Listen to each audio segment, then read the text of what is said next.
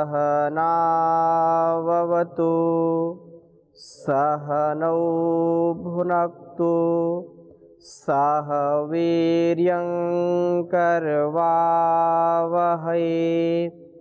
तेजस्विनावधीतमस्तु मा विद्विषावहै। ओम शांति शांति शांति। वैदिक जीवन पद्धति में प्रातःकाल की दिनचर्या का क्रम चल रहा था और जो कैदेव निघंटू में प्रातःकाल की दिनचर्या का थोड़ा सा वर्णन आपके बीच में रखा था, उसी क्रम को आगे बढ़ाते हैं। यह श्लोक जो बहुत ही प्रासंगिक है आज के समय में, क्योंकि इसके महत्व को जानना अत्यंत आवश्यक है। सभी चाहते हैं कि हमारा तन और मन स्वस्थ रहे। तन मन को स्वस्थ रखने के लिए हम कितने उपाय करते हैं, उन उपायों में से यह उपाय भी एक महत्वपूर्ण उपाय है शरीर को स्वस्थ रखने का। श्लोक उच्चारण करेंगे। वाचम नियम्य प्रयतः संवीताड्गो अनुवंठितः गुंठितः। वाचम नियम्य प्रयतः संवीताड्गो अगुंठितः।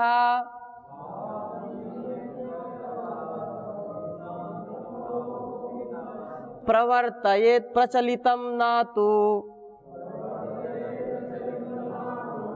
यत्नाद उदीरयेत्।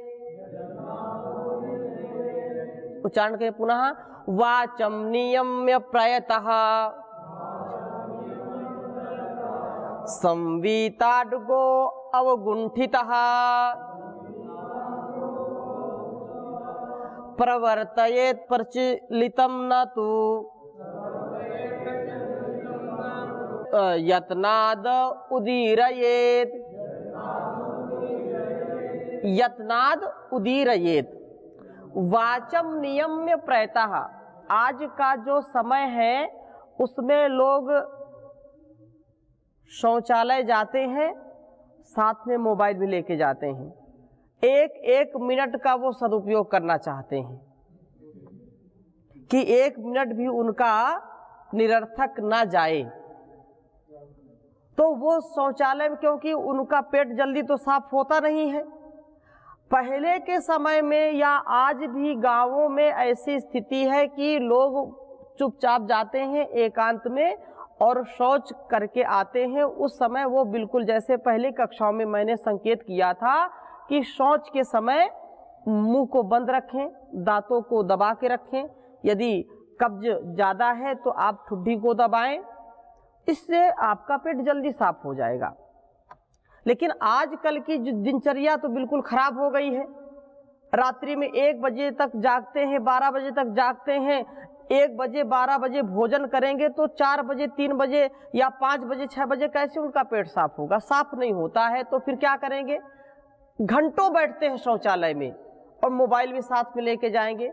दोनों काम साथ साथ होते रहते हैं। लेकिन ये बिल्कुल स्वास्थ्य के विपरीत है, क्योंकि आपके पेट से जो गंदगी निकलती है वह आपके मुख से, नासिका से पुनः जब आपके शरीर में जाएगी तो रोगों को पैदा करेगी। तो ये कह रहे हैं कि वाचम नियम्य प्रयतः।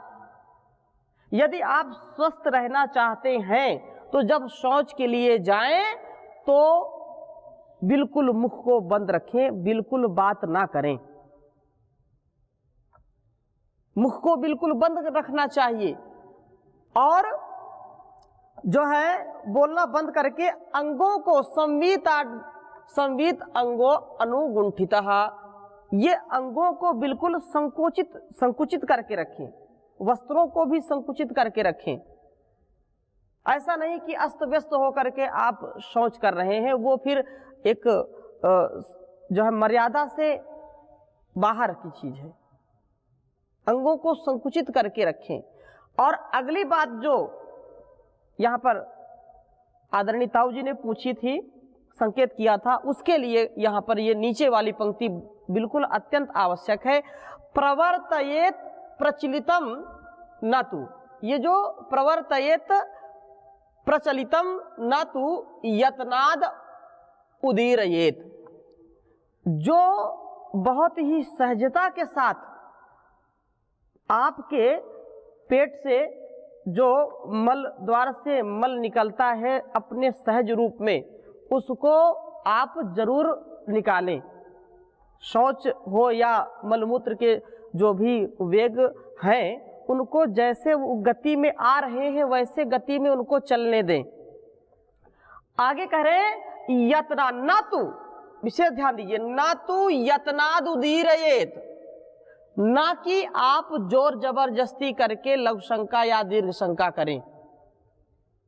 यदि आपको रोग है तो उसका उपचार करें। यदि कब्ज है, आपको पाइल्स की शिकायत है, तो उसको धीरे धीरे, क्योंकि पाइल्स की शिकायत कब होती है? कब्ज से होती है। जब पाइल्स होती, बवासीर होती है, तो पेट जल्दी से साफ नहीं होता है और साफ करने में बहुत परेशानी होती है। तो लोग फिर क्या करते हैं? जोर लगाते हैं। जोर लगाने से बीमारियां और बढ़ेंगी। इसलिए यहां पर यह कहा कि शौच हो या मूत्र त्याग हो, ना तो यत्नाद उदीरयेत, उनको जबरदस्ती बाहर करने का प्रयास नहीं करना चाहिए। इसमें किसी का प्रश्न हो तो पूछिए। ओम स्वामी जी। स्वामी जी, जो इंडियन टॉयलेट होता है सो और वेस्टर्न टॉयलेट, तो जो आपने अभी बताया कि ये शरीर को संकुचित करके और आराम से मतलब उस वेग को निकालना चाहिए, तो वो बैठने में दोनों में क्या इंडियन मतलब अच्छा है कि वो वेस्टर्न? अब ये बात तो बिल्कुल स्वाभाविक है, जो भारतीय व्यवस्था है उसका तो कोई जोड़ ही नहीं है कहीं भी। तो इंडियन सीट में बैठ करके लोग शौच करते हैं और कुछ वेस्टर्न में करते हैं। उसमें देश काल वो बनी है मोटे लोगों के लिए। वो ऐसे बैठ नहीं पाते, घुटने से चल नहीं पाते, और जिनको कब्ज की बीमारी रहती है वो कितनी देर बैठेंगे गुड़ बन करके? तो आराम से वो बैठते हैं कि चलो कभी ना कभी तो निकलेगा ही है, ऐसा मान करके वेस्टर्न बैठते हैं। जबकि वेस्टर्न तो बिल्कुल बैठने का, स्वस्थ व्यक्ति या जो ऐसे बैठ सकता है उसमें उसको जाना ही नहीं चाहिए। लेकिन समस्या ये है कि आजकल के जितने भी बड़े बड़े रेस्टोरेंट हैं, होटल हैं, 5 स्टार 3 स्टार, हर जगह वही मिलेगा आपको। आराम तलबी का जमाना है और फैशन के दौर में गारंटी की इच्छा ना करें। क्यों भाई? आप अपने स्वास्थ्य की इच्छा मत करें, क्योंकि यह बनावटी जमाना है, मिलावटी जमाना है। तो आपने जो प्रश्न किया है, तो उसमें भारतीय जो व्यवस्था है वो सर्वोत्तम है। उससे क्या होता है, आंतें जल्दी साफ हो जाती हैं, मल जल्दी से निकल जाता है, उसमें संकोच नहीं होता है। और अगर स्वस्थ व्यक्ति भी हो, अगर उसको पहली बार आप भेजोगे उस शौचालय में, तो उसका शौच उतरेगा ही नहीं और उल्टा उसको और परेशानी हो जाएगी। तो हमको ध्यान रखना चाहिए कि अपने घरों में भी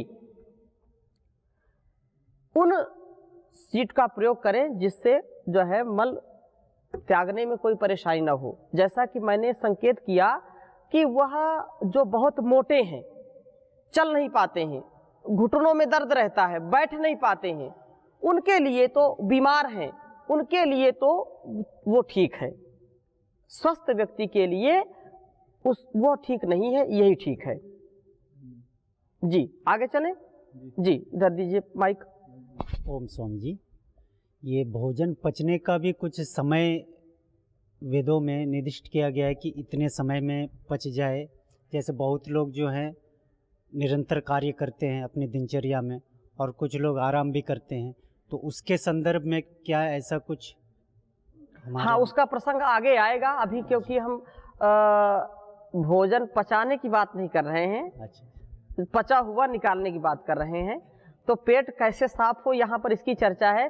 भोजन पचाने का समय बहुत ही उत्तम कहा गया है कि जैसे जैसे सूर्य उदय होकर के जैसे जैसे ऊपर की ओर जाता है, वैसे वैसे हमारी जठराग्नि तीव्र होती है और भोजन जल्दी पचता है। जैसे जैसे रात्रि आती है, सायंकाल आता है, तो वैसे वैसे जठराग्नि हमारी मंद होती है, तो उस समय पाचन शक्ति कमजोर हो जाती है। इसलिए गांवों में भी कहा है कि वो अपने कार्यों से निवृत्त होकर के सूर्यास्त तक घर में भोजन बन जाता है और 7 बजे तक 8 बजे तक भोजन कर लेते हैं, वो जल्दी पच जाता है।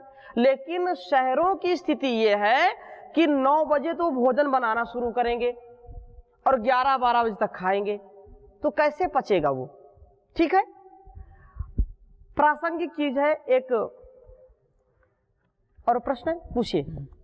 ओम स्वामी जी महाराज, जी जी, जो आपने बोले सभी सही बात है, लेकिन जो चबा के खाते नहीं हैं, जो दांत का काम आंत में करना चाहते हैं, जो आते हमारा 16.5 मीटर है, क्योंकि जी। छोटी आते 15 मीटर है, बड़ी आते 1.5 मीटर है, जी और पानी कम पीने का कारण, हाँ। और खाते समय पानी पीने का कारण कब्ज बनता है। उसकी चर्चा करेंगे आगे, हाँ। उसकी तो करेंगे। 30 बजे कोई चबाएंगे चीज छूटेगी नहीं, ठीक है।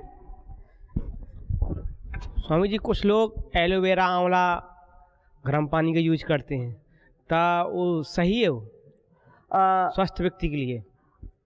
आयु बढ़ाने के उपायों में एक तो योग, प्राणायाम, ध्यान, स्वस्थ दिनचर्या, ये तो होती ही होती है।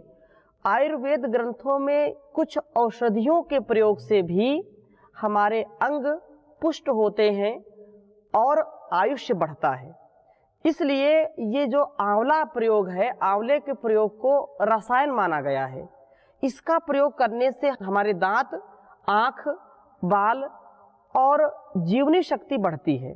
घृत कुमारी से भी आंतें और पेट और जो वात, पित्त, कफ, ये सारी चीज़ें संतुलित होते हैं, इसलिए इनका सेवन करना चाहिए। यदि इनका सेवन नहीं करते हैं तो आपका स्वास्थ्य खराब हो जाए, ऐसा नहीं। यदि आपकी दिनचर्या अच्छी है, प्राणायाम, योग करते हैं, भोजन अच्छा लेते हैं, तो कोई वो नहीं है, लेकिन ये संतुलित बनाने के लिए और अच्छा होता है, इसलिए इसका प्रयोग आवश्यक है।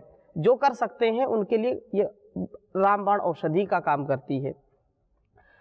मैं प्रसंग बस एक श्लोक आपके समक्ष रखना चाहूँगा, क्योंकि प्रत्येक व्यक्ति स्वास्थ्य की कामना करता है और स्वास्थ्य बना रहे, इसके लिए ये यहाँ पर 6 चीज़ें हमारे लिए बहुत आवश्यक हैं।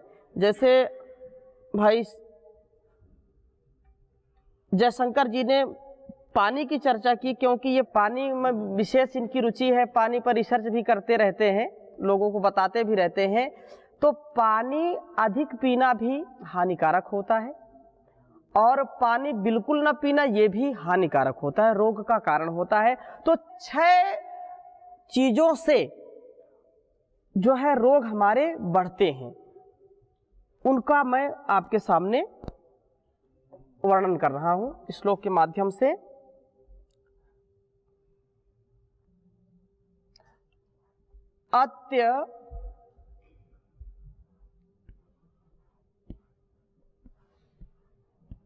अत्यंबु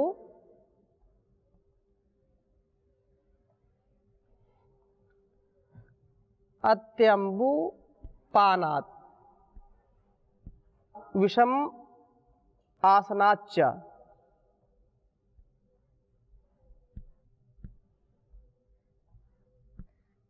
बहुत ध्यान देने की बात है।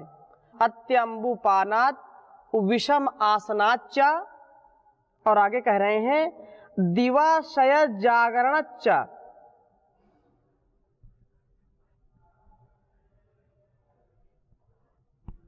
दिवा शय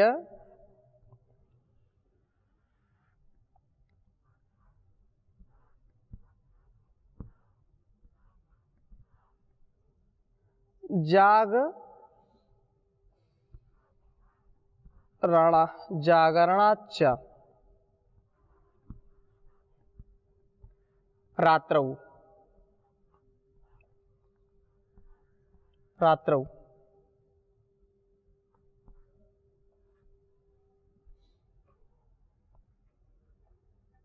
और कह रहे हैं संरोधान मूत्र पुरुषयोः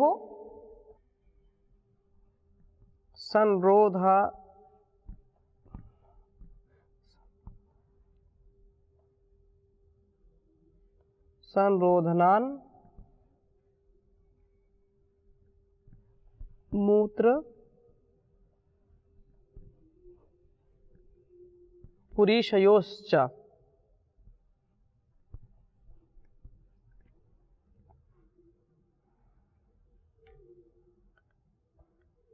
षड्भी प्रकारैः भवन्ति रोगाः। 6 प्रकार से रोग उत्पन्न हो जाते हैं।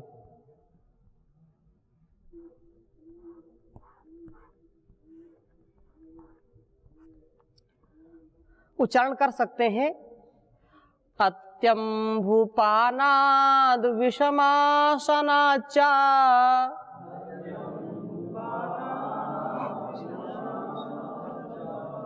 दिवाशय जागरणाच्च रात्रौ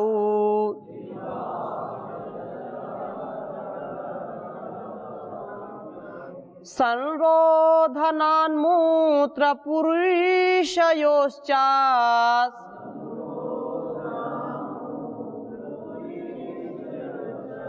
षड्भिः प्रकारैः प्रभवन्ति रोगाः।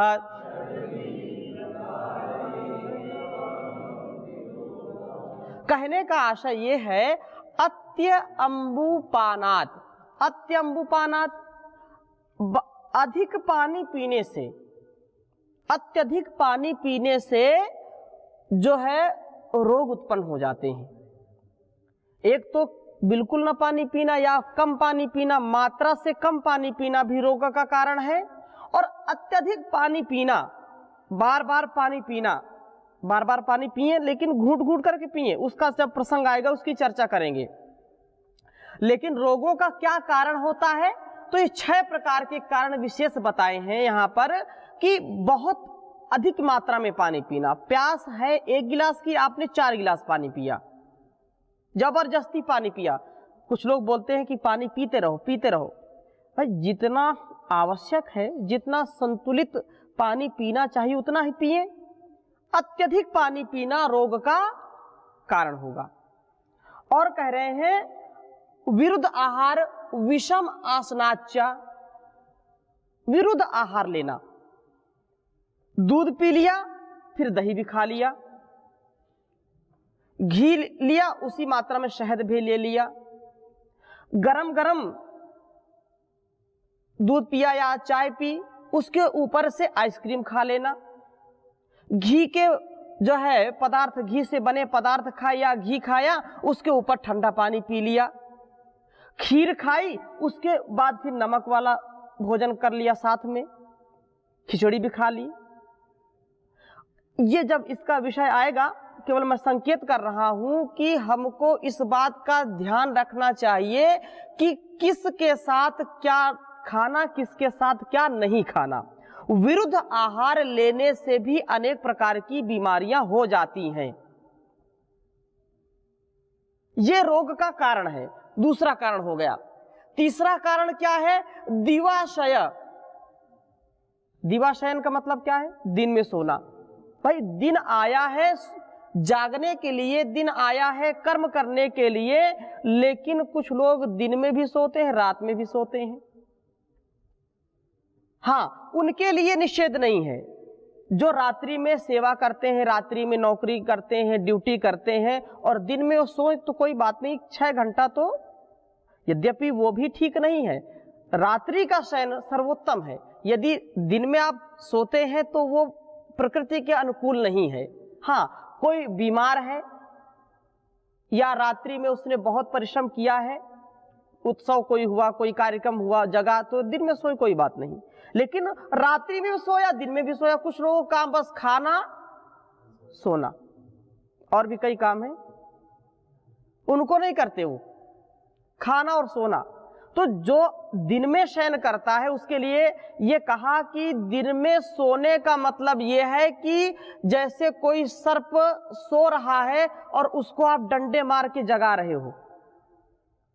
कोई सर्प, विषैला सर्प सो रहा है और उसको आप डंडे से उसको जगा रहे हो, तो जब जगेगा तो फुफकार करके आपकी ओर ही तो आएगा, वो क्रोधित होकर के। तो ऐसे ही व्यक्ति जो दिन में सोता है तो समझो सोई हुई बीमारियों को जगाता है लठ मार करके। दिन में सोना मतलब अपने स्वास्थ्य को खोना, अपने जीवन को खोना है। इसलिए दिन में दिवा मां स्वापसी, वेदों में आया कि दिन में सोना नहीं चाहिए। ये 3 चीज हो गई। चौथी चीज जागरण च रात्रौ, जागरण करना रात्रि में। रात्रि आई है सोने के लिए और रात्रि में क्या करते हैं, जागरण करते हैं। जागरण तो यह सोने के समय सोना, जागने के समय जागना, ये तो स्वास्थ्य के लिए लाभदायक है। लेकिन रात्रि में सोना चाहिए तो लोग जागरण करते हैं, तो ये रोग का कारण होता है। इसलिए समय पर हमको सो जाना चाहिए। 4 चीजें हो गई। और जो 5वीं चीज है, इसके विषय में हमने काफी चर्चा की है, संरोधनान मूत्र पुरुषयो हो। ये संरोधन मतलब मल मूत्र के, मूत्र को और पुरुष को, मल को रोकना जो है, मलमूत्र के वेग को रोकना, टट्टी पेशाब को रोकना।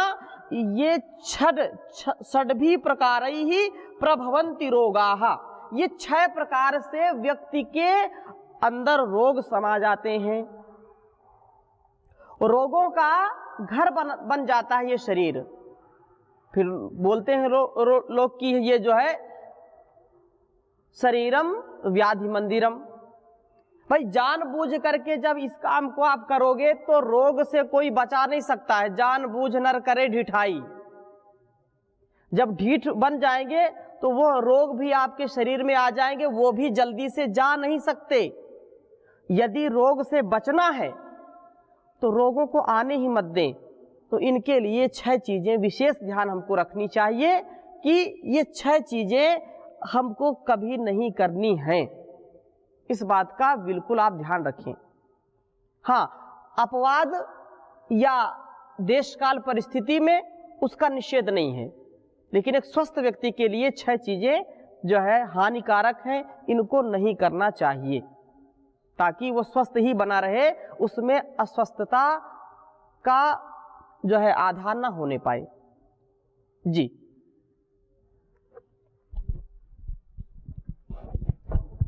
ओम स्वामी जी। जी एक दिन में स्वस्थ व्यक्ति के लिए 2 बार सोच जाना, जैसे योगी जाएगा 1 बार, भोगी जाएगा 2 बार, हाँ। रोगी जाएगा 3 बार या ज्यादा जी जी सोच। बिल्कुल इसी ठीक है। प्रकार पेशाब भी जाना 6 बार दिन में स्वस्थ व्यक्ति के लिए ठीक है। लेकिन जब भी लगेगा जाएगा तो फिर शुगर का, डायबिटीज का बीमारी आ जाएगा, या बार बार लेटरिन जाएगा तो फिर और भी रोगी हो जाएगा। तो इसकी तो चर्चा हमने की ही नहीं तो कि बार बार जाए। इसलिए कैसे किया जाए, थोड़ा सा बोलिए इस बारे में। ये बिल्कुल ठीक है कि प्रातः और सायंकाल 2 बार शौच जाना ये स्वस्थ व्यक्ति का लक्षण है। यदि वो 2 बार से अधिक बार जाता है, 3 बार जाता है, 4 बार जाता है, 5 बार जाता है, तो वह समझो कि उसका पेट ठीक नहीं है, वह रोगी हो गया है, पेट से वह परेशान हो गया है। इसलिए इसका ध्यान रखना चाहिए। और जैसे मूत्र के विषय में बताया, तो मूत्र के विषय में भी जो है 6 बार, 6-7 बार वो जाए, ये पर्याप्त इतना। जी, और किसी का कोई प्रश्न?